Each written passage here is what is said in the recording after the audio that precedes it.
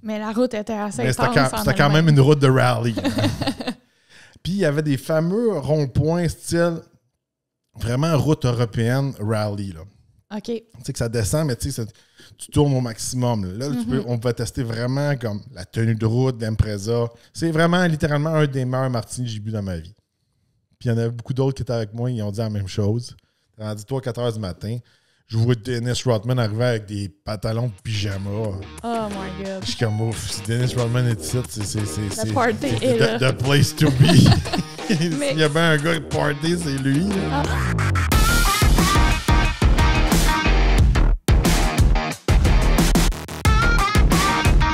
Bienvenue au Torque Podcast. Mon nom est Joel Torque. Moi, c'est Eve Torque. Alors, Jules, tu reviens d'un voyage à Vancouver où tu es allé tester la nouvelle Subaru Impreza.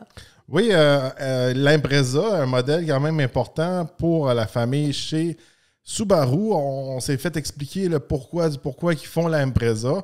Parce qu'on va se le dire, la Subaru Impreza est très similaire au Subaru Crosstrek. Et le Crosstrek est un choix peut-être plus attirant, plus pratique, plus hors route, plus un peu fait pour aller partout en hiver, tout ça. Il y a des gros plastiques dessus. Alors, des fois, il y a certaines personnes qui vont dire « Mais pourquoi faire l'Impreza? » Aujourd'hui, je vais vous donner tous les détails là-dessus. C'est un nouveau modèle, tout refait de l'Impreza. L'Impreza n'est pas nouvelle dans la gamme, bien sûr, mais l'Impreza, c'est pas un rafraîchissement, c'est un nouveau modèle complètement pour l'Impreza. Alors, ils disent chez Subaru, c'est vraiment leur modèle d'entrée pour aller chez Subaru. Okay. Attirer une clientèle qui est plus jeune, mais ils nous ont dit qu'il y avait quand même un bon mix de gens qui voulaient ce véhicule-là. C'est soit des gens qui c'est leur premier Subaru, ou des fois, c'est des gens un petit peu plus âgés qui vont réduire dans la grosseur, mais ils veulent garder une Subaru. OK. Alors, ils l'ont pacté avec beaucoup d'équipements. À comparer d'avant, qu'il manquait beaucoup de trucs dedans. Là, ils ont mis toute la gamme dedans. Ils ont mis la sauce. Là. Juste faire ça vite, là, qu'est-ce qu'il y a vraiment de nouveau? Là? Ils disent vraiment qu'il y a un value pack. Tu sais, quand je dis un value package, eux autres, ils vont mettre les phares à l'avant au DEL. Ils vont mettre le nouveau système High Sight. Ils vont mettre aussi le Active Torque Vectoring. Ça, c'est quelque chose qui va venir t'aider à prendre la courbe plus vite. Tout ça, ça va contrôler le système intégral avec les freins, tout ça. Un système de contrôle de climatisation double. La nouvelle écran de 11,6 pouces. Même si on est dans un modèle plus entrée de gamme, on a quand même la grosse écran qu'on retrouve comme dans la Outback ou dans la Ascent. Puis aussi, il y a le Driver Focus. Ça, c'est le Driver Focus, c'est l'affaire qui sonne tout le temps. Quand tu ne regardes pas en avant de toi. C'est pas mon affaire préférée. C'est pas ton best friend. Non. Mais c'est quand même... surtout si on a un jeune conducteur qui est distrait, ça va biper, surtout s'il veut jouer avec son téléphone, ces choses-là. Ça lui fait un petit rappel. Hey, check la route. Ou si t'es quelqu'un qui s'endort au volant. Alors, c'est sûr et certain que le modèle Impreza vient avec le système intégral. C'est sûr et certain, c'est un Subaru. Alors, de ce côté-là, c'est vraiment une des caractéristiques principales. Pourquoi qu'on irait choisir l'Impreza. Bon, côté compétition, on a vu un peu avec qui ça faisait compétition, l'Impreza. Alors, la Civic, la Corolla, la Mazda 3. Il y a juste la Mazda 3 qui offre le système intégral, mais il faut monter dans l'équipement. On ne peut pas avoir un Mazda 3 de base avec l'intégral. Fait que c'est un plus pour l'Impreza. Si on regarde côté prix, encore une fois, l'Impreza vient standard avec le système intégral, à part à 26 795 $.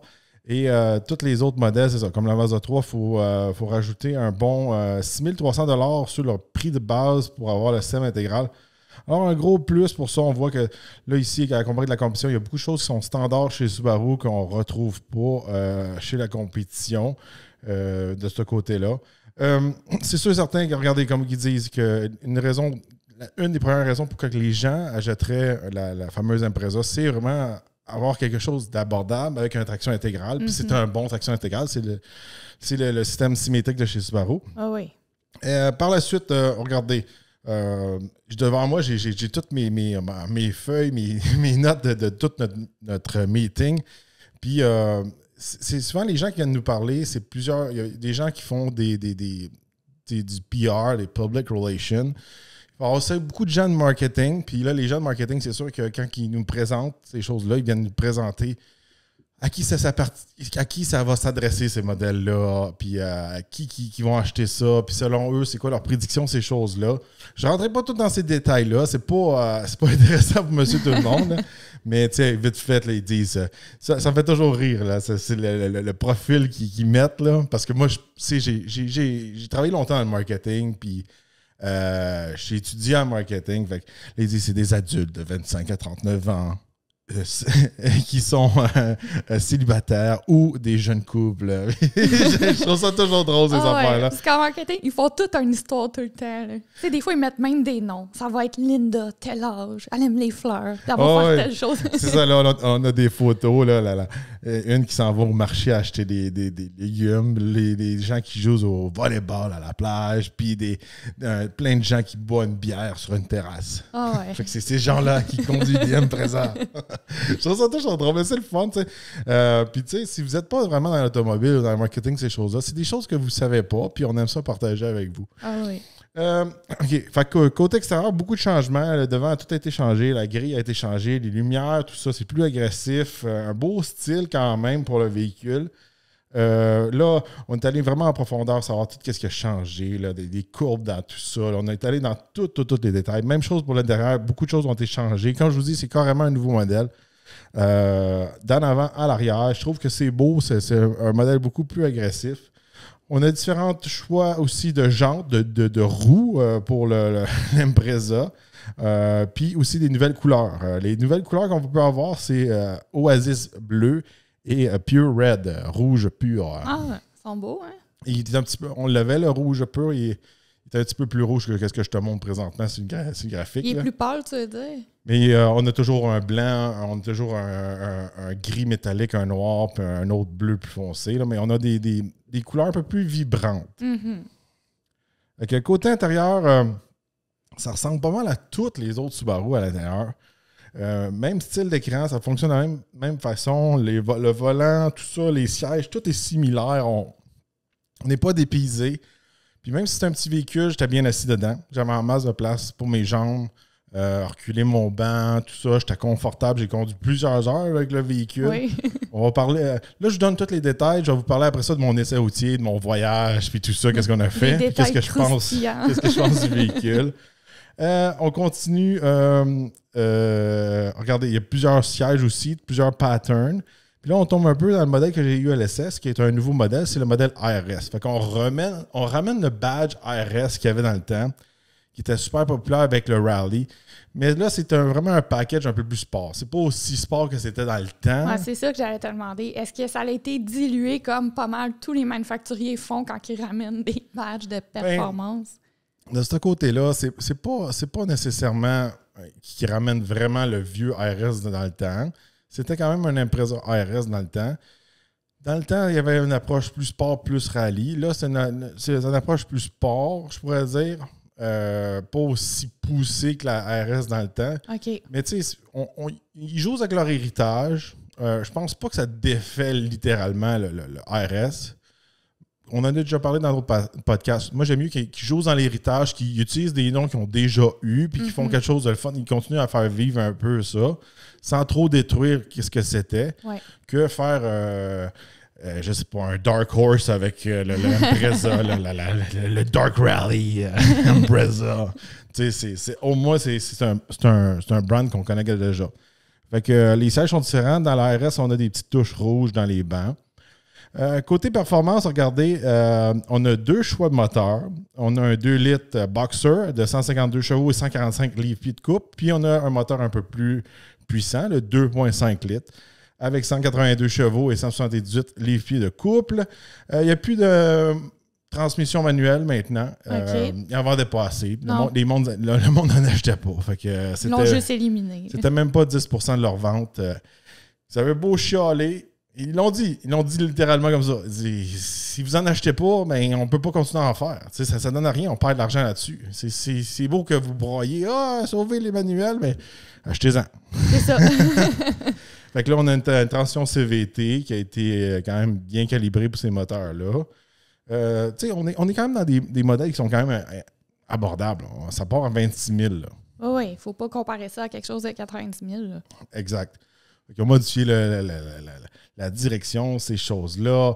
Ils ont modifié aussi le châssis est 10% plus rigide qu'auparavant. OK. Fait que tout a été quand même retouché de ce côté-là. On continue avec ça. Je coupe une couple de trucs, tout ça. Là, ils ont travaillé sur les bancs pour que ils l'ont vraiment dit, pour que les gens qui étaient un petit peu plus grands, plus gros, ils soient plus confortables. Est-ce qu'ils t'ont tout regardé en disant non, ça? Non, ça caché dans le coin. Ouais, c'est ça. Mais on voit que c'est juste pour vous dire des fois comment on va aller en profondeur dans ces tests-là. Puis quand on rencontre les gens qui présentent ces affaires-là, des fois on vous parle j'ai conduit le véhicule, c'était ça. Bon, des fois, on va skipper des trucs que peut-être qu'il va paraître plate. Ouais. Dans un article ou peut-être dans un essai routier. Là, en podcast, on est un petit peu plus en format long. Je peux vous en parler. Puis, regardez, on est allé, ils ont même parlé des braquettes de siège. OK. Ils ont changé les braquettes de siège. Tu sais, ça, c'est des détails que s'ils ne te présentent pas là, pendant leur meeting média, tu peux pas le savoir qu'ils ont rendu le châssis plus rigide de 10 % puis qu'ils ont travaillé ces bancs. Moi, je trouve ça le fun parce que, justement, ils disent « Hey, on a fait ça, on a pensé à ceux qui sont plus pesants, plus grands. » Non, mais c'est pas juste ça. L'effort. Là, en changeant la braquette, ça paraît con de parler de ça, mais c'est des petits détails que le monde ne voit pas. Là, ils ont enlevé un morceau dans la braquette. Puis là, maintenant, la braquette est comme mieux connectée à l'auto. Fait que c'est égal à moins de vibrations quand on conduit l'auto, un meilleur confort, un effet plus de luxe. OK, c'est bon. Fait que, c'est des détails qu'ils ont mis un ingénieur là-dessus. C'est des détails. C'est des détails. Mais c'est le fun. Mais tu sais, c'est ça. Là, on voit toutes les fréquences que quand ils changent certains morceaux dans le châssis, qu'est-ce que ça fait comme différence. On va vraiment en profondeur. Ouais. Puis, là, pour ceux qui nous écoutent, là, on a plein de graphiques avec des signes de vibration puis des photos avec la braquette encerclée. Puis, j'ai sorti littéralement notre présentation qu'on a eue chez Subaru. C'est un véhicule qui est très versatile. On peut mettre un rack sur le toit. Il y a beaucoup d'espace cargo. J'ai demandé, j'ai dit, tu sais, puis il ne voulait pas trop en pousser de ça, mais c'est un petit peu l'éléphant dans la pièce. Dans la pièce, là. Tu sais, j'ai dit, y a-t-il vraiment une différence entre l'Impreza et le Crosstrek? Puis, tu sais, ils m'ont dit, c'est pas mal la même affaire. Là. OK. Il y en a un qui est comme pour la hors-route un peu plus, puis l'autre, il est plus pour la ville. OK. Mais en gros, qu'est-ce qu'ils disent, c'est que tu peux avoir l'Impreza, puis il y a les mêmes pas mal capacités. Oui. C'est pas capacité, je veux dire cargo puis espace intérieur, ces choses-là. OK, c'est bon. On n'a pas essayé encore le nouveau Crosstrek, mais ça va venir. Oh, oui. Je suis pas mal sûr que Subaru va nous en prêter. C'est des beaux petits véhicules. Puis, tu sais, souvent, vous nous dites ça c'est juste des VUS en haut de 100 000, en haut de 150 000. Là, on vous en parle d'une bonne auto à 26 000. Là. Puis qui est pratique, qui est bon 4 saisons, qu'on peut amener des bicyclettes sur le top, on peut amener des commissions, puis etc. Ah oui. Fait que non, un beau petit véhicule. Puis dans mon essai routier que je vais revenir plus tard, c'était la première fois que j'allais à un événement à Subaru et on n'allait pas faire de la trail. C'est juste pour vous montrer comment c'était plus focus sur la route. Ah oui. Ça veut pas dire que la route était facile. Là. Non, c'est ça. Mais avec Subaru, ils ont quand même une équipe complète pour faire des chemins. Là. Oui, ils sont vraiment Ils sont intenses. Hein? Fait que, on revient sur l'écran, une belle grosse écran versatile. Tu sais, je suis quand même surpris qu'on retrouve le même écran qu'on retrouve dans les véhicules de la même marque qui coûte beaucoup plus cher, le double, le triple. Moi, je suis comme énervée là, que tu nous montres ça. Tu sais, je trouve ça tellement le fun que t'as accès à un petit char abordable, puis t'as tout ça, là. Tu sais, c'est Sharp, là, qui ont fait ça. On peut avoir Apple CarPlay, Android Auto sans fil, chargeur aussi sans fil dans les modèles RS et plus élevés, des ports USB-A, USB-C. Tu sais, c'est tout, le véhicule a tout été updaté. Mm-hmm. Dans les modèles un peu plus équipés, on peut même avoir la navigation. OK. Dans celui qui est full equip, là. Mais tu sais, une fois que tu as Apple CarPlay, Android Auto... Ah, tu te débrouilles. Oh, ouais. Tu sais, on va se le dire, même nous autres, on a plein... sais, je regarde juste, mettons, dans notre camion, on a 10 000 gadgets, puis on utilise tout le temps notre cellulaire avec Apple CarPlay. Nous autres, quand on a acheté notre camion, c'était une option qui était quand même chère, la navigation. Ça ne donne rien de payer ça. On l'a dans notre téléphone. Ah, on s'en sert. Puis même quand il l'a dans certains véhicules, on ne l'utilise pas. On utilise tout le temps notre cellulaire. C'est pas juste ça. Le cellulaire est toujours updaté. Mm-hmm. Des fois, les systèmes des manufacturiers, ils ont... Ouais, tu te promènes et tu es au-dessus de la rivière. Justement, mon père me l'a dit. Il dit ça a tout changé dans le bout de l'aéroport, puis mon GPS, là, il était pas updaté. Là, puis, c'est pour ça que je m'ai perdu un peu. Fait que... c'est sûr et certain que, regardez, chez Subaru, c'est vraiment la priorité, la sécurité. Surtout quand on veut mettre un jeune conducteur dans ces autos-là, on veut avoir la conscience tranquille qu'on n'y a pas acheté un truc qui va se tuer dedans. Là. Ah non. Tu sais, quand on a fait notre émission là, sur les petites voitures économiques, là, qui étaient un petit peu moins chères que celle-là, des fois, je veux pas dire des choses, là, mais... un Kia Rio là, ramassé par un Super Duty, pas sûr. Non, là, t'as une bonne grosseur de véhicule. Tu sais, elle est abordable, puis elle n'est pas 10 000 chevaux vapeur sous le capot, que ça peut virer dangereux si c'est un jeune qui a ça. Là. Exact. Là, on a eu tous les détails, encore une fois, sur les technologies du High-Sight, aussi du Driver Focus. Ça, c'est toutes des choses qui vont vous aider à garder les yeux sur la route, ou le High-Sight, c'est des choses aussi qui vont vous aider en cas d'urgence pour vraiment freiner ces choses-là. Est-ce que tu trouves que le High-Sight, parce que moi, je vais faire une parenthèse, dans les premiers modèles de Subaru qu'on a essayé avec le High-Sight, moi, j'avais une relation vraiment amour-haine, là, parce qu'il venait plein de buée dans ce coin-là, puis il marchait vraiment pas bien, puis j'étais comme, je pognais les nerfs. C'était comme la première génération. C'est ça, mais là, il s'est amélioré par après, puis j'ai pas eu ce problème-là, hein, même dans la dernière année. Depuis que la deuxième génération est sortie, puis là, je pense qu'on est rendu à 3 ou 4, là. Je suis plus sûr de quelle génération on est rendu. Ils l'ont vraiment amélioré. Là. Oh oui, il n'y a plus d'affaires funky qui arrivent. Non, c'est ça. Fait qu'en gros, High-Sight, pour les gens qui ne savent pas c'est quoi, ça vient booster vos freins en cas d'urgence, côté direction, ça fait aussi la prévention quand on sort de nos lignes. Ça va aider aussi pour le cruise adaptatif. Ça va faire plein de choses comme ça. C'est tous des trucs de sécurité. En gros, c'est comme un peu là, le Big Brother de l'auto pour la sécurité, le High-Sight. Je pense qu'il voit aussi plus qu'un véhicule à l'avant. Oui. Tu sais, mettons que tu as 2-3 véhicules à l'avant, puis il va avoir une collision, mais que le gars en avant de toi, il n'a pas encore breaké. Lui, il le voit, puis il t'arrête. Là. Exact. Mm-hmm. Là, on passe un peu plus au package. Fait que, comme je disais, on a eu le fameux modèle RS. C'est vraiment celui-là qui est nouveau. C'est un package un peu... peut-être pas aussi poussé qu'un, mettons, Honda Civic SI, mais c'est pas loin d'un SI. Là. Okay. Il n'est pas plus puissant, mais il va avoir le plus gros moteur. C'est pas le moteur de base. Mais...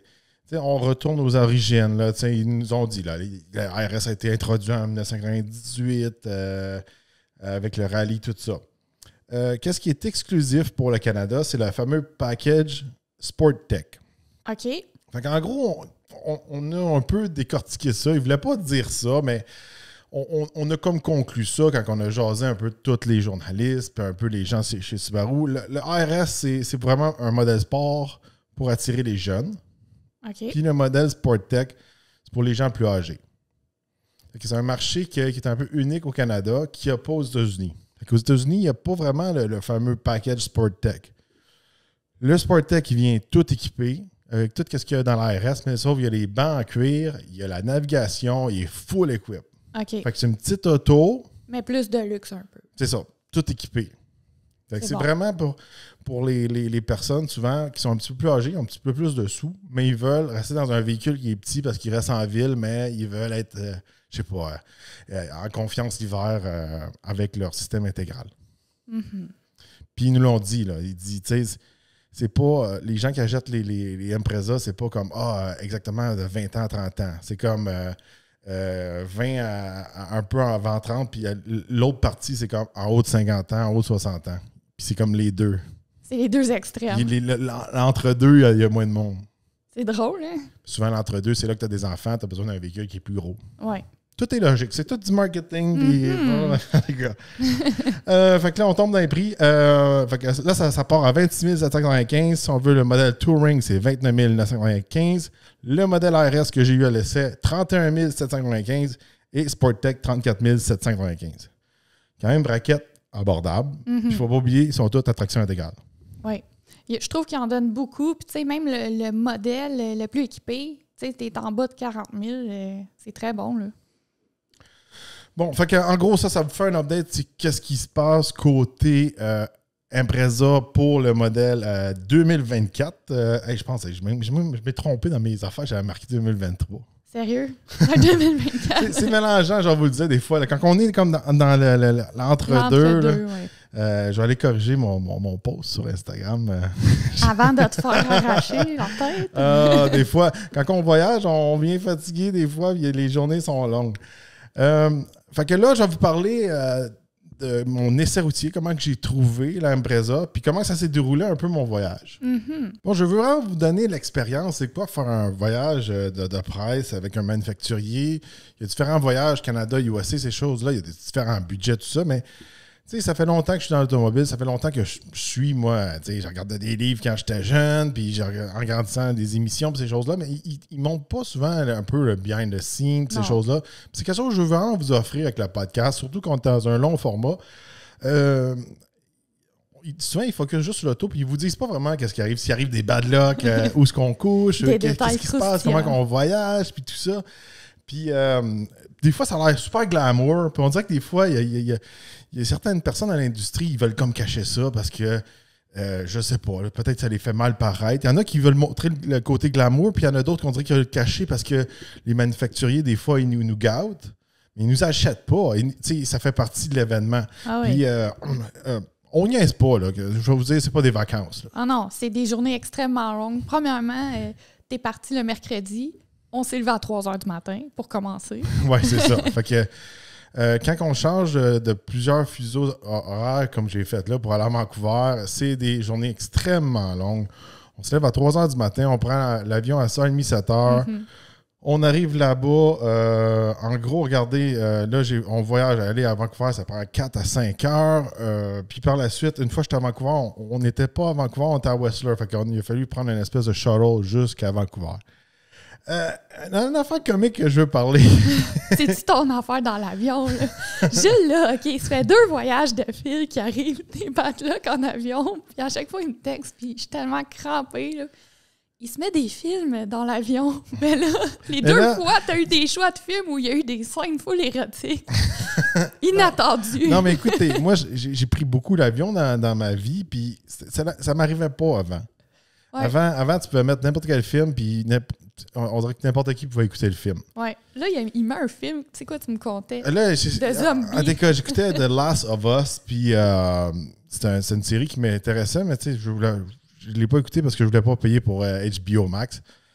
Puis, à un moment donné, c'est ça, il y a un gars qui est comme isolé, puis il tombe amoureux d'un autre gars, puis là, à un moment donné, il y a comme une scène de sexe. Mais tu sais, comme, on voit pas, mais tu sais, quand même, on sait qu'il se passe des affaires, là, puis on sait dans quelle position ils sont. Puis là, je suis comme avec mon petit écran, puis là, je me reviens, puis il y a plein de monde qui regarde. Qui regarde mon écran. Là, je suis comme. Ultra mal à l'aise. Là, je suis comme mal à l'aise, je sais pas quoi faire. C'est comme, là, si je ferme mon écran, j'ai-tu l'air d'un espèce d'homophobe? Tu sais, si je réagis pas, là, je sais pas quoi faire. Je juste rire. J'avance la vidéo, tu sais. Je sais plus. Mais... Tu sais, ça m'arrivait jamais. L'autre fois, j'étais en première classe quand je voyageais encore une fois pour Vancouver. Puis, j'étais dans mon espèce de cocon de première classe, mais je t'approche des toilettes. Puis là, j'écoutais un film, puis là, à un moment donné, la fille est topless. On y voit littéralement sa poitrine, ses seins. Puis là, j'écoute mon film, moi, je suis normal, tu sais. Puis là, je m'aperçois, il y a comme un petit gars en arrière de moi, genre, je sais pas, 8 ans, qui attendait pour aller aux toilettes, puis il était là à fixer mon écran. Puis là, j'étais comme, là, je sais pas quoi faire encore. Mais tu sais, c'est des choses qui m'arrivaient pas. Tu sais, je trouve ça touché, parce que... tu sais, justement, quand tu regardes des fois, tu as 3 écrans. Ça fait que si tu mets un film comme ça, puis à côté de toi, tu as un enfant. Mais moi, qu'est-ce que je trouve aujourd'hui, là, parenthèse de film, que moi, ça m'explose la tête, là, c'est que moi, dans mon temps, c'était comme Happy Gilmore, des affaires la même. Il n'y avait pas de graines, il n'y avait pas... tu sais, tout allait bien quand on écoutait un film général. Maintenant, je mets un film général. Des fois, c'est Netflix, que c'est une histoire random. Exemple, comme toi, t'écoutes un film de zombies. Puis là, ça vire quasiment en film porno. Mais tu sais, là, t'es comme... ça arrive même avec des films généraux, quasiment, que là, t'écoutes ça avec ton enfant. Puis là, ça arrive, puis t'es comme... Moi, j'ai décidé dans la vie que j'ai pas le goût que mes enfants voient des graines aux 2 minutes dans un film. Fait que là, je leur mets des films de notre temps, moi puis Jules, puis les filles aiment ça, puis en demandent souvent des films de notre temps. Puis je trouve qu'aujourd'hui, c'est comme, I guess que c'est une nouvelle mentalité, puis moi, je suis vieux jeu. Là. Dites-moi dans les commentaires si c'est moi qui est vieux jeu ou si vous êtes d'accord avec moi, mais je trouve que c'est rendu intense. Puis là, justement, qu'est-ce que tu dis dans l'avion? Ouais, mais c'est ça. À cette heure, je pense qu'il y a un agenda, puis il y a des trucs politiques qu'ils veulent mettre dans les films, là, puis on dirait que les nouveaux films à cette heure sont obligés de plugger certaines affaires pour faire plaisir à plein de communautés.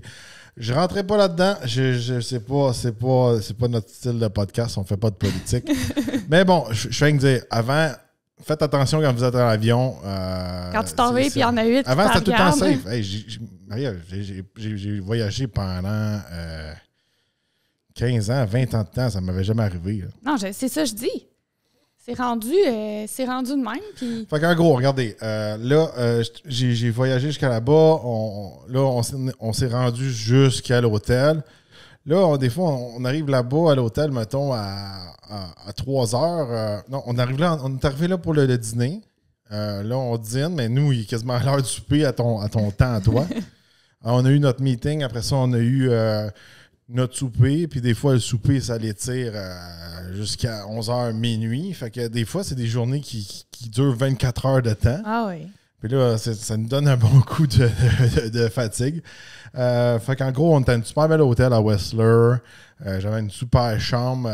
J'avais 2 toilettes, 2 douches, un bain, plein de trucs.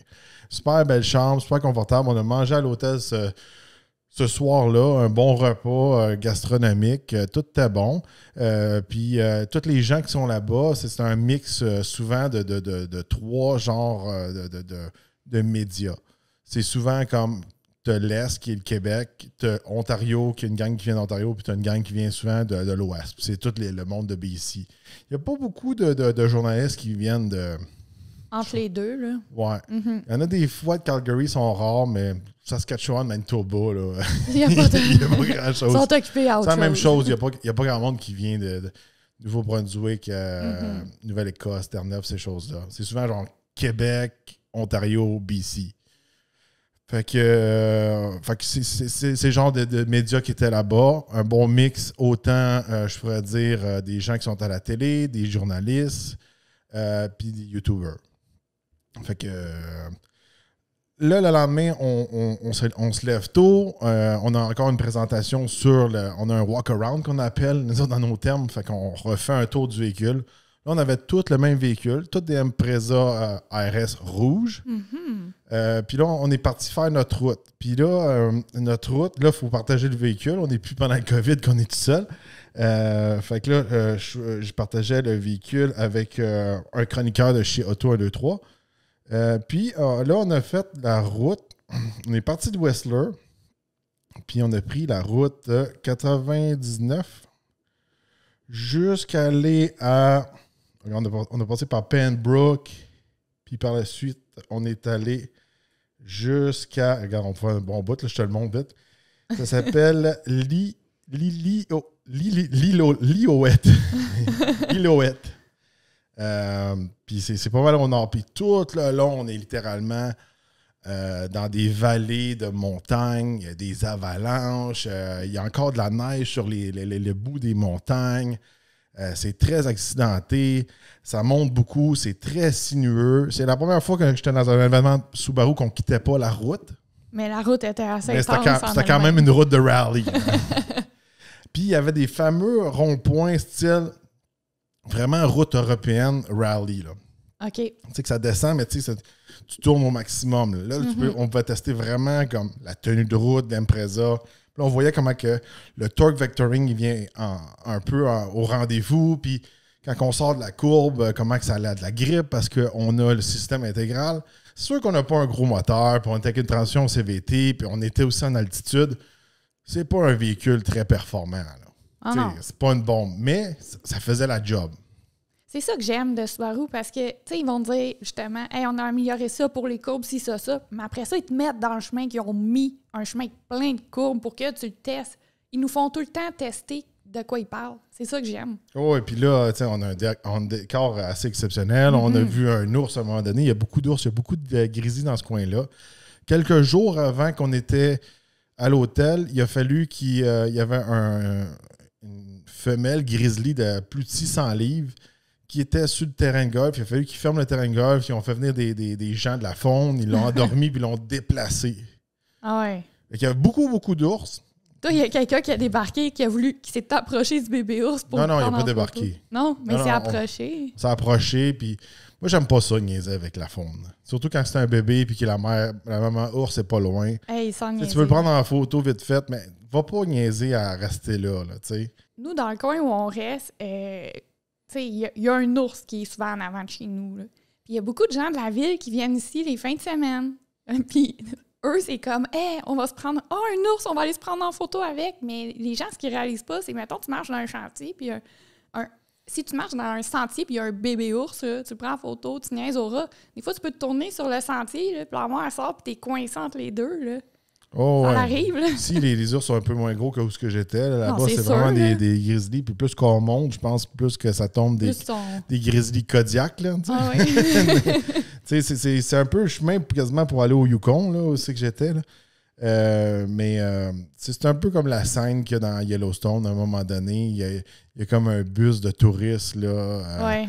Puis il s'approche d'un grizzly, puis lui, il est là, il dit « C'est quoi, vous attendez qu'il vous tue? » Puis il fait peur à tout le monde avec sa carabine. C'est un petit peu ça. Mais le chemin, très beau. Comme je dis, il y avait des super curves là, c'était littéralement comme des shots en Europe, là, dans les Alpes. Là, les fameuses curves qu'on a faites une couple de fois. Il y a des bouts, le chemin vraiment était plus vallonneux. Il y a plusieurs endroits, pendant que je montais dans ce chemin-là, qui disent « Ah, là, tu peux t'arrêter pour mettre tes chaînes sur tes roues. Là, à tel endroit, les pneus d'hiver sont obligatoires de telle date à telle date. » Il y a beaucoup d'endroits pour que les camions, en cas qu'il manque de freins, ils puissent freiner, des bankings et ces choses-là. Et ça a l'air assez hardcore en hiver là-bas. Tout le long, je voyais des affaires, j'étais comme « Ouais. » Toutes les préparations. Puis même à un moment donné, il y avait un gros camion à 53 pieds. On dirait qu'il s'avait tassé la nuit sur le côté du chemin, puis s'est reculé, puis son chargement a comme tombé dans le fossé, puis il était coincé là. Quand on est passé, il était coincé. En montant, en redescendant, il était encore coincé. Fait que je pense que le towing était loin. Fait que super belle route. Regardez, si vous avez la chance d'aller voir notre vidéo sur YouTube. Je vais mettre beaucoup de mes photos et des vidéos pendant que je parle, pendant le podcast. Je vous rappelle que si vous l'écoutez, le podcast en mode audio, on met toujours la version vidéo. Puis la version vidéo, je mets toujours un peu des vidéos qui marchent avec nous. C'est pas juste moi et Eve devant un mur qui parle. On essaie de rendre ça un petit peu interactif. Puis si j'ai filmé des trucs pendant mon voyage, je vais les mettre par-dessus dans la vidéo. Fait que super belle route, des beaux lacs, c'est super. Puis rendu jusqu'en haut, là, dans ce coin-là, c'est vraiment des gens qui font comme vraiment là, les coupes du bois, c'est l'industrie du bois, des mines, ces choses-là. On a dîné à Lillooet, là. Ça a l'air d'une ville un petit peu genre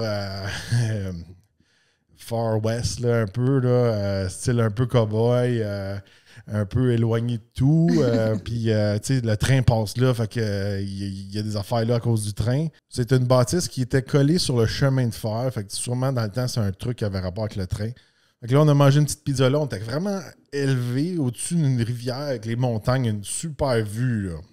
Ah, c'est le fun. Puis par la suite, on est revenu, on est redescendu.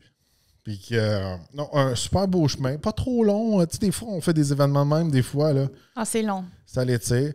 C'est sûr, certains, on n'a pas vraiment fait de test d'économie d'essence. Là, puis je vous ramène pas des chiffres. Surtout quand on monte une côte de même, puis souvent, on fait des dépassements, puis on est dans le tapis, ou on laisse l'auto marcher pendant qu'on fait des photos parce qu'il faisait très, très chaud. Puis là-bas, ce qui est spécial, c'est que c'est pas très humide. Fait que c'est vraiment une vraie chaleur. Mais à un moment donné, dans la journée, il faisait vraiment chaud. Oui. Oh, ça tapait. Fait que c'est bien de ce côté-là. Fait que côté, regardez, tu as une route excellente, de la bonne grippe côté traction intégrale. C'est sûr, certain, regardez, c'est un véhicule abordable. À mon point de vue, il manque un petit peu de puissance, là, mais tu sais, ça, c'est nous qui avons toujours des véhicules performants presque à toutes les semaines, puis des véhicules électriques. Là. Avec le temps, on en veut toujours plus. Les sièges étaient confortables, tout ça. On n'a pas eu de trouble. Non, ça vraiment bien pour le prix, pour un véhicule qui est environ 30-31 000. Je trouvais ça que c'était très, très excellent. Puis, on est retourné littéralement à Whistler. Puis, le soir, à Whistler, on est retourné dans un restaurant que j'ai déjà été auparavant. Avant le COVID, j'avais été à ce restaurant-là avec Ram. C'est un de mes restaurants préférés. Pas parce que c'est le meilleur restaurant, c'est un restaurant un petit peu thématique. Ouais. On fait comme plein d'activités dedans, puis je trouve ça le fun. Donc, en gros, au début, on rentre au restaurant. Ça s'appelle le Barefoot à Whistler. Puis là, on prend un cocktail. Puis là, après ça, il y a une personne qui vient nous montrer comment sabrer du champagne. Fait qu'on a eu la chance de sabrer du champagne. Fait que là, on faisait exploser ça dans une espèce de toile. Par la suite, on a eu notre repas. Puis là, c'était le fun. Habituellement, j'étais assis en haut. La dernière fois, je suis allé là. Puis en bas, il y a un super cellier. Ils ont je ne sais pas combien de bouteilles, des milliers de bouteilles. Là. Aïe, aïe. Puis là, on a comme mangé dans le cellier. Ah, c'est bon. Fait qu'on avait une grande table dans le cellier. Il y avait des bouteilles qui valaient des 25 28 000 $. Il y avait une bouteille de cognac, je pense, elle valait 60 000 des trucs assez impressionnants. Des grosses bouteilles, des super Magnum. Il y a des Magnum, mais il y a des super Magnum. Puis c'est ça, les serveurs sont cool. Là, ils nous content des histoires. Il y a des gens bien riches qui vont à ce restaurant-là. Des fois, il y en a qui cassent des bouteilles. Puis il avait gardé une bouteille dans un cadre là, pour écœurer comme le gars. Dit. Le gars qui l'a cassé. C'est un peu une histoire pour dire aux autres de ne pas toucher aux bouteilles. Là. OK. Mais c'est un client ou c'est un serveur qui a cassé la bouteille? Non, c'est un client. OK. Il était trop sous puis il s'est mis à jouer avec des bouteilles. Ah. Il a cassé une bouteille qui valait vraiment cher. Oh my God. Ils ont comme gardé l'étiquette dans un cadre. Bon, pour dire. Fait que ça, c'est très cool. Là, on mange. C'est sûr, c'est très gastronomique. C'est des petites bouchées, tout ça. On a notre entrée. Moi, je prends tout le temps du steak. Là, puis, je suis pas très original de ce côté-là, mais c'est tout le temps une valeur sûre pour moi. Puis, je suis amateur de steak, on sait dire. J'en ai mangé beaucoup de steak dans ma vie, puis j'aime ça essayer tout le temps des nouveaux steaks. Puis là, après avoir mangé notre fameux steak, là, une autre activité qu'on peut faire à ce restaurant-là, c'est qu'on on retourne en haut, on sort du cellier, puis là, on sort un petit peu du restaurant, puis là, il y a comme un gros frigidaire, puis ils appellent ça un ice room. Fait que là-dedans, il fait comme quasiment moins 35 à peu près. Là, on met des manteaux, puis là, dedans, il y a toute la glace. Tous les murs sont en glace, puis c'est une place qu'on fait des shooters de Volca. Fait que là, on teste plusieurs Volca, les shooters sont gelés, puis là, on fait plusieurs shots, puis c'est le fun. T'sais, on est tous en manteau, puis là, ça te réchauffe voir la Volca, puis c'était très cool. Puis c'est une affaire que j'avais déjà fait auparavant, mais non, c'était vraiment le fun, ça.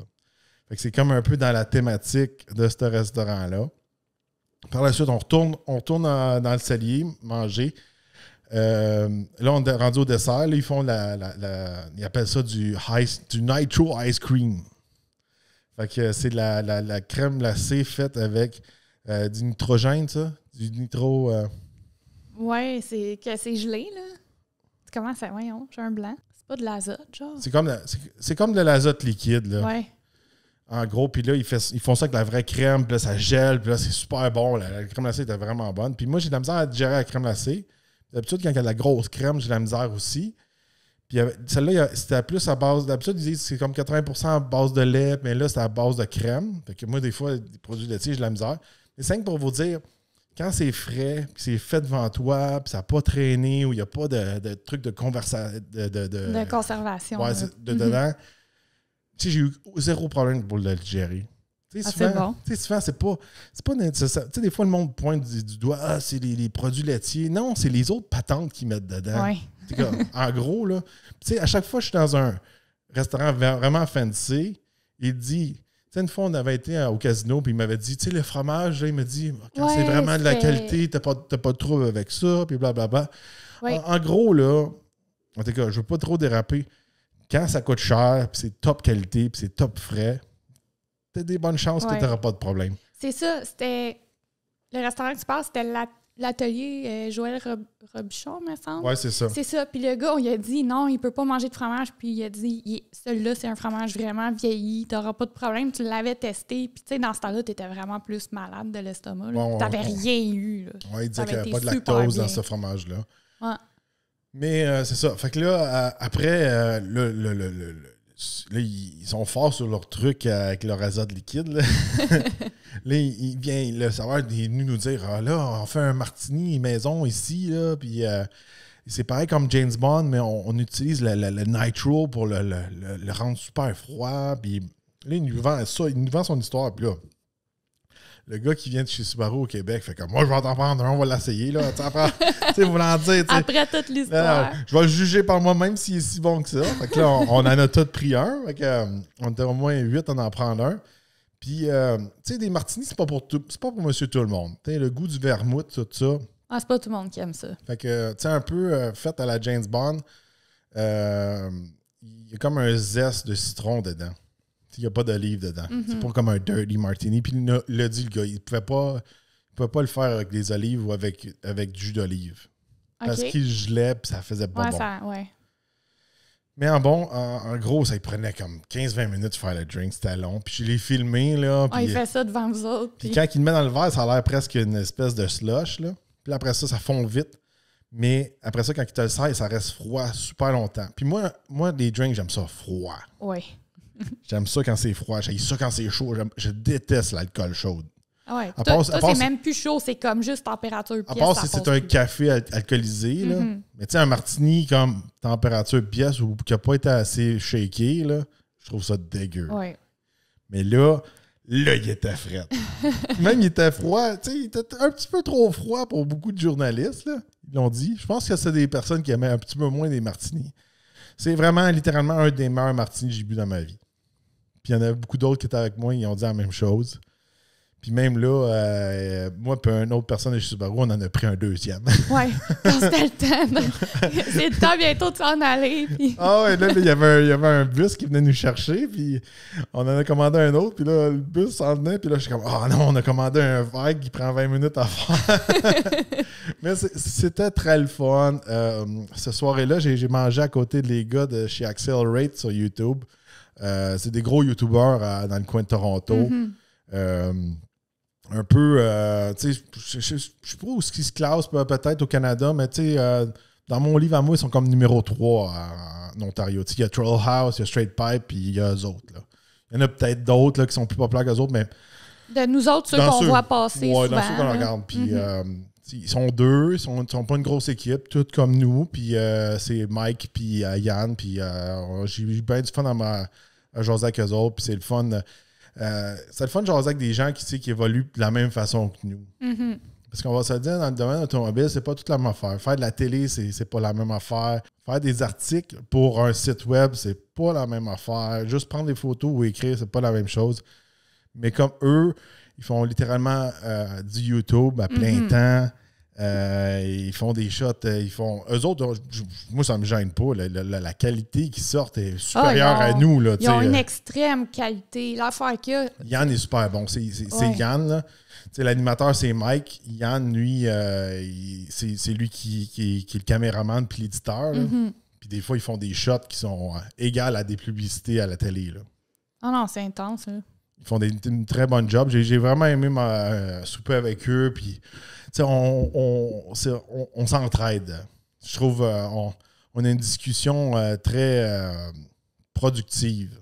Quand on évolue un peu de la même façon. On parle, quand on est ensemble, on se sent plus comme on évolue ensemble, pas en compétition un contre l'autre. Oui, mais j'ai remarqué qu'il y a une grosse différence aussi entre les gars business puis le monde employé, mettons. Ah, c'est sûr, certain. Tu sais, quand nous, c'est notre entreprise, eux, c'est la même chose. Tu sais, ils ont leur business, ils n'ont pas le temps de niaiser, ils n'ont pas le temps d'écœurer les autres, ils font leur job. C'est un différent vibe. C'est ça. Il y a une grosse différence, c'est que des gens comme Accelerate ou nous, chez Torque Media, quand on est dans un voyage de presse comme ça, ben, des fois, peut-être qu'on ne sortira pas de notre voyage positivement côté monétaire. Ça peut être positif côté relation, PR, ces choses-là. Tester véhicule. Mais des fois c'est un gamble. On s'en va là-bas, on va créer du contenu avec ça, mais peut-être qu'on ne sortira pas de là comme si on serait un journaliste ou quelqu'un qui est pigiste, qui était là-bas, il se fait payer pour son article par un plus gros média, puis que lui, son article va bien ou mal. Ben, il a eu son salaire. Ouais, c'est ça. C'est ça. C'est une grosse différence, je trouve, entre les deux vibes. Oui. Mais dans tous les domaines, puis tout le monde peut le voir, tu as souvent, je veux pas être méchante, là, mais tu as souvent une mentalité d'employé, puis tu as une mentalité de boss. Puis souvent, je trouve que le gap entre les deux est vraiment incompris. Souvent, tu vas parler à des employés, puis c'est comme « Ah, mon boss est riche, mon boss ci, puis méchant boss. » Mais les gens qui ont vraiment une grosse mentalité d'employé, tu peux être employé puis avoir une mentalité entrepreneur, là. Mais ceux qui sont employés, mentalité d'employé, que le boss est méchant, le boss est riche, mais tu vois pas le boss, comment il travaille fort des fois par en arrière. Tu vois pas que le boss, des fois, dans la nuit, il est réveillé puis il est stressé parce qu'il doit pas juste être au bureau, il doit checker le marché, il doit toujours être avant-gardiste, il doit tout le temps renouveler son entreprise. Mais ça, les gens le réalisent pas. Des fois, ils sont comme « Ah, il vient pas souvent au bureau » ou « Ouais, mais il est chez eux puis il travaille peut-être jusqu'à 11h du soir. » Tu le sais pas, ça. Ouais. Ah, c'est le fun, tu l'as vu partir en fin de semaine à son chalet, mais il est peut-être avec son portable à son chalet à travailler. Ouais. C'est ça que les gens réalisent pas. Moi, il y a une histoire que j'aimerais savoir. Tu m'as appelé avec le décalage horaire. On était la nuit pendant que tu étais à ton super souper du restaurant là, avec tes martinis en glace. Là. Tu m'as conté une histoire, puis tu étais crampé avec, je pense, un journaliste qui était là.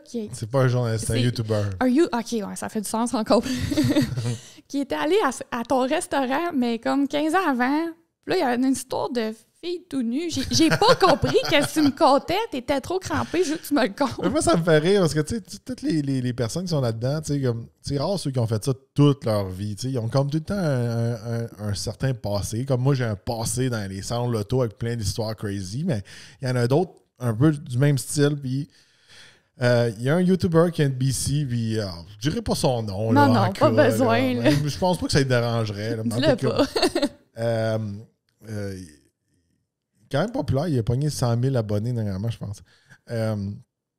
Puis lui, dans le passé, il faisait une émission à télé. C'est une émission genre de party. J'ai pas su tous les détails. Il parlait aussi de restaurants, tout ça. Ça me faisait penser gros à une émission qui passait à Playboy TV. Là. OK. Ça part bien.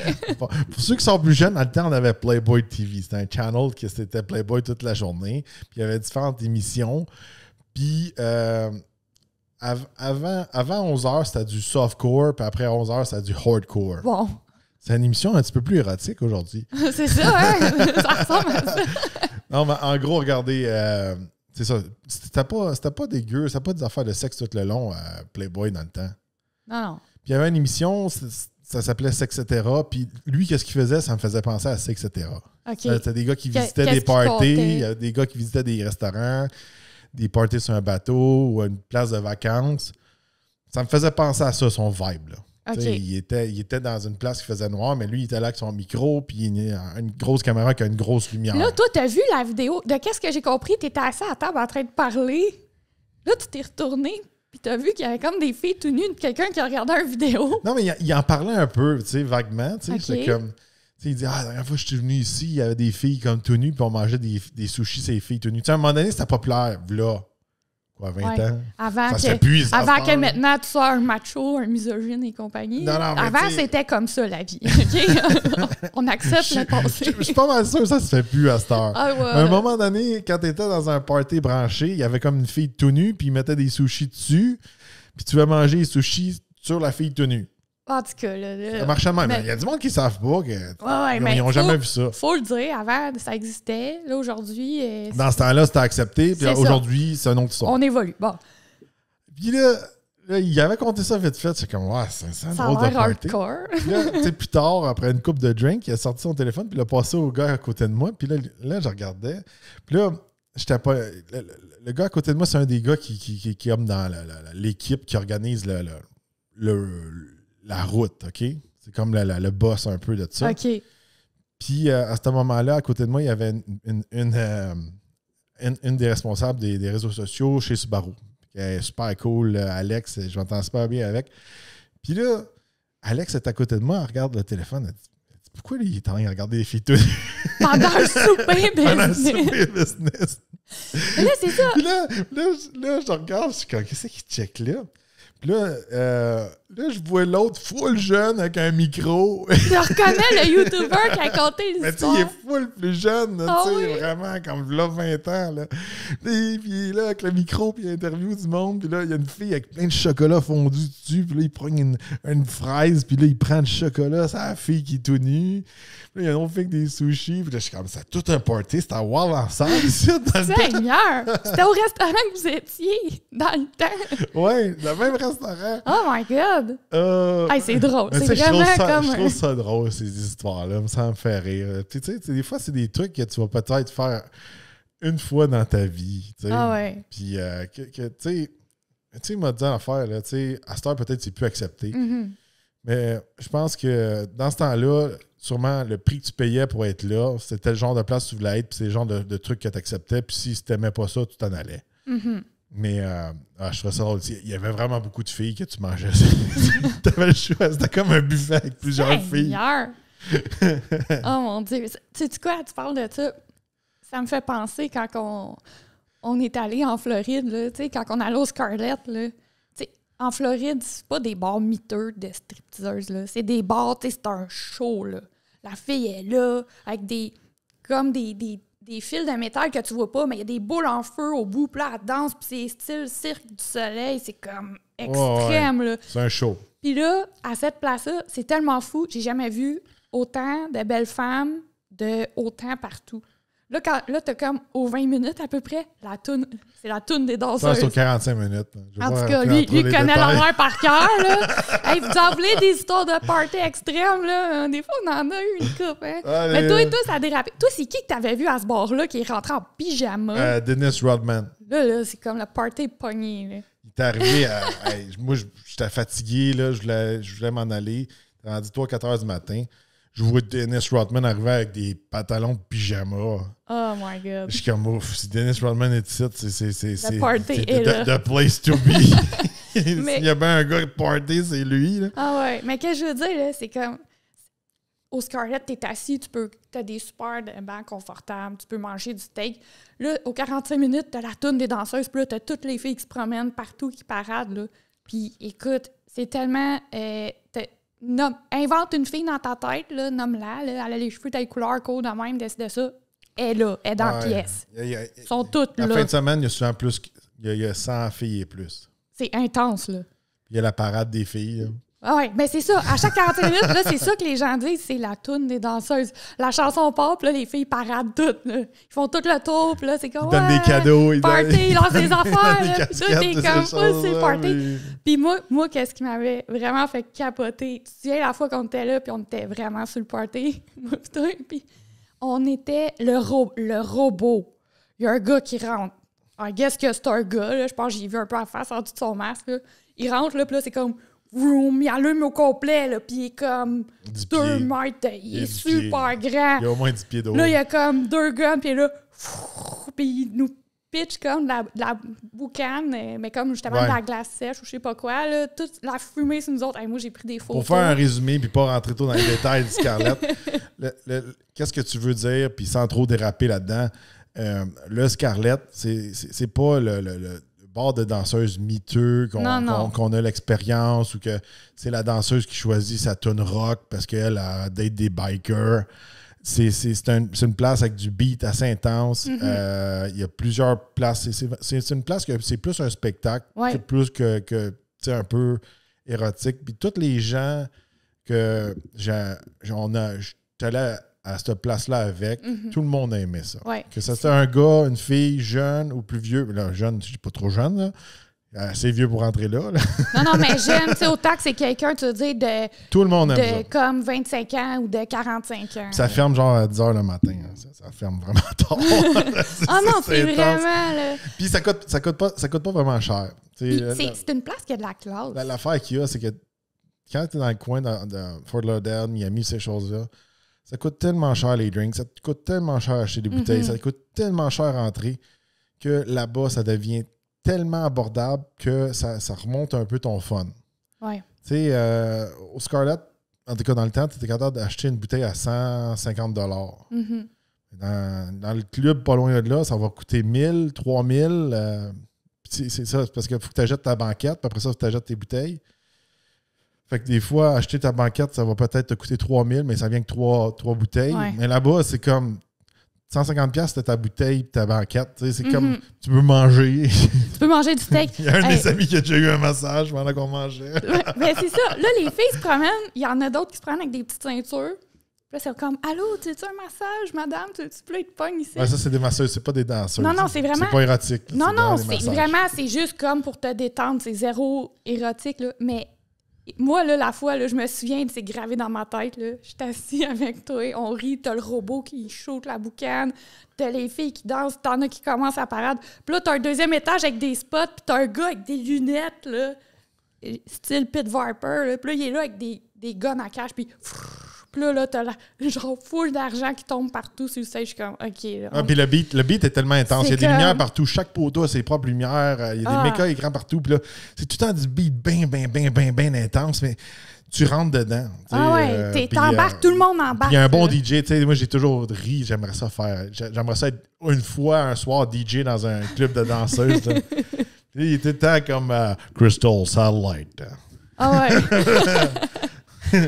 Mercedes Main Stage. Ah ouais, puis là, le gars, il est super dedans. C'est tellement... Sans niaiser, moi, j'avais du fun. Chaque fois que je vais là, je ris. C'est comme tout un Jerry VIP. Avec le beat de la guitare. Moi, je trouve ça tout le temps drôle. Là. Yeah! Ça, là, vous avez une version audio de Jules dans les parties. Hein? Il y a tout le temps, il amène des fois son speaker, son micro, puis là, ça vire de même. Quand j'ai une coupe de drink, là, je suis pas mal plus DJ. Là. Il est DJ Tark. Oui. Fait que, en gros, on close là-dessus, là, parce que si on dérape trop dans les histoires de Scarlett, il va falloir que je clique le bouton Explicit Content. Ouais, c'est ça. Ouais. Fait que, en gros, regardez, j'ai vraiment aimé la Impreza RS. Ça allait très bien. Je trouve que c'est tellement un choix logique pour cette catégorie-là, surtout au Québec, surtout dans le coin ici. Si vous ne voulez pas dépenser un 50 000 $, vous voulez avoir quelque chose de traction intégrale, sûrement économie d'essence, ça ne sera sûrement pas le champion parce qu'il y a le traction intégrale, mais je trouve vraiment pour un jeune, ça fait tellement de sens comme auto. Avoir le hatchback, avoir la place à l'intérieur, avoir la traction intégrale en toute saison. Vraiment là, même nous, là, mettons, là, notre plus vieille, là, si on voudrait y acheter un auto neuve, là, ça serait un dans les choix. Ah ouais, il serait dans le top 5 facile. Là. Ah ouais. De ce que je vois, je peux aller le tester avec toi, mais juste sur papier, je le regarde versus sa compétition. Je suis comme, aïe, il y en a vraiment plus. Puis avoir la grosse écran dedans, puis tous les gadgets qu'ils ont rajoutés, je trouve que ça l'ajoute vraiment. C'est un package plus value, comme tu dis toujours. Là. Je trouve que ça en donne pour notre argent. Puis je le compare à la compétition sur papier. Il a l'air vraiment supérieur. C'est sûr qu'on a testé. On n'a pas testé la fameuse Mazda 3 à traction intégrale. La Civic en hiver, on a eu des mauvaises expériences. Oui. Puis la Corolla, moi, je rentre pas dedans. On l'avait testé, la Corolla, puis littéralement, je rentre pas dedans. Je suis vraiment mal assis, puis peu importe qu'est-ce qu'elle a, moi, je rentre pas dedans. Fait que pour moi, elle est barrée, la Corolla. Non. Fait que dites-nous dans les commentaires qu'est-ce que vous pensez de l'Impreza RS. Est-ce que vous trouvez que c'est un bon modèle pour starter? Est-ce que vous êtes déçus qu'ils ont repris le modèle, le logo RS, puis ça va un peu à l'encontre de ses héritages ou ça vous dérange pas? On aimerait ça savoir votre avis dans les commentaires. Est-ce que vous avez eu des histoires de party wide? On veut savoir. Est-ce que vous voulez un épisode explicite? Oui, ça c'est vrai. Hey, voulez-vous un épisode spécial où on dit des détails croustillants qui est arrivé lors de voyages, pas nécessairement de voyages de presse, là, mais de voyages automobiles, des histoires croustillantes de salon de l'auto de Jules, il y en a pas mal aussi. Des histoires croustillantes de nos voyages, des choses qui arrivent des fois. C'est peut-être trop croustillant. Il va falloir que je clique 3-4 fois la boîte. Super explicite. Non, je peux pas compter la fameuse fois que j'étais allé au Scarlett avec mes amis à ma fête. Là. Ça, c'est dans la section super explicite. Trop intense pour Internet, non? Trop intense. Non, on rit, mais sans niaiser. On est des gens tranquilles, moi puis Jules. On n'est pas des gens qui vont être sous-morts, qui toujours finis. C'est pas du tout, là. On est des gens normaux avec une famille, là. Mais tu sais, des fois, des histoires de party qui dérapent un peu, c'est drôle. Tu sais, c'est tellement... Je trouve que c'est tellement rare que... Tu sais, comment je pourrais dire? On parle de ça, puis des fois, on a des bons souvenirs de ça, mais des soirées que ça a été bien toute la soirée, qui n'est pas arrivé de bad luck, que tout le monde a eu du fun. Que tout le monde était de bonne humeur. Tout le monde était... Non, mais tu sais, il n'y a pas eu de bad luck, rien, puis c'est comme des soirées un peu unicorn, licorne. S'ils viennent graver dans notre tête, puis avec le temps, c'est tellement rare d'avoir des bonnes soirées comme ça qu'ils deviennent comme un peu sur un piédestal, ces soirées-là, puis on fait comme ça. Tu sais, cette soirée-là, je m'en souviens, puis je pense que ça m'arrivera plus jamais dans ma vie. Mais là, la soirée que j'ai comptée tantôt, là, puis que j'ai pas ajouté qu'il y avait les 2 acrobates quasiment au plafond qui faisaient toutes des affaires de Cirque du Soleil, puis qu'après ça, il a fallu que les videurs ramassent l'argent avec des balais de concierge puis des sacs poubelles à terre. Ça, je pense que c'était assez une soirée intense. Oh, oui.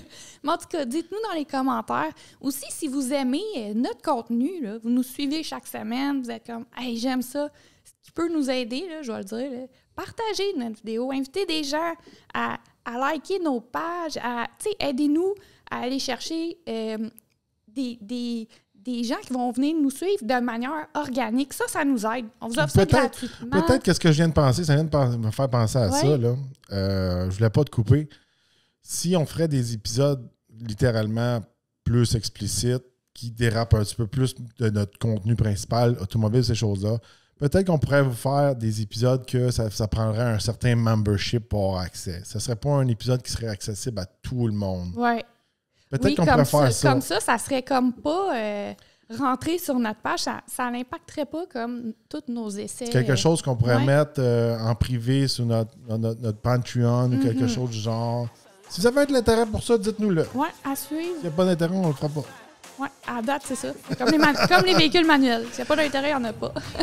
N'oubliez pas de liker et partager. On se retrouve dans un prochain podcast.